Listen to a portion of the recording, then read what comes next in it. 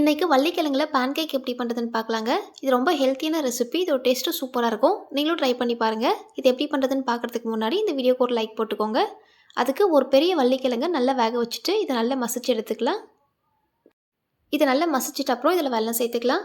1/4 cup கோதுமை மாவு. நீங்கள் எந்த அளவுக்கு கோதுமை மாவு எடுக்கிறீங்களோ அதே அளவுக்கு ரவை எடுத்துக்கோங்க. இதில் தேங்காவை சின்ன சின்னசாக கட் பண்ணிவிட்டு சேர்த்துக்கலாம். கொஞ்சமாக உப்பு, 4 ஏலக்காவை நல்லா தட்டிட்டு சேர்த்துக்கோங்க.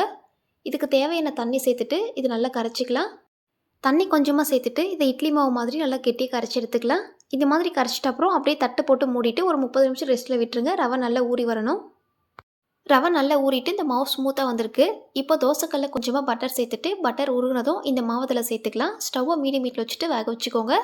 இதுக்கு மேலே கொஞ்சமாக எள்ளு சேர்த்துட்டு ஒரு பக்கம் வெந்ததும் இந்த பக்கம் திருப்பி போட்டு வேக வச்சு எடுத்திங்கன்னா ஒரு சூப்பரான ஸ்வீட் பொட்டேட்டோ பேன்கேக் ரெடி. கண்டிப்பாக ட்ரை பண்ணி பாருங்கள். இந்த வீடியோ உங்களுக்கு பிடிச்சிருந்தா மறக்காமல் லைக் பண்ணிக்கோங்க. நெக்ஸ்ட் வீடியோவில் பார்க்கலாம்.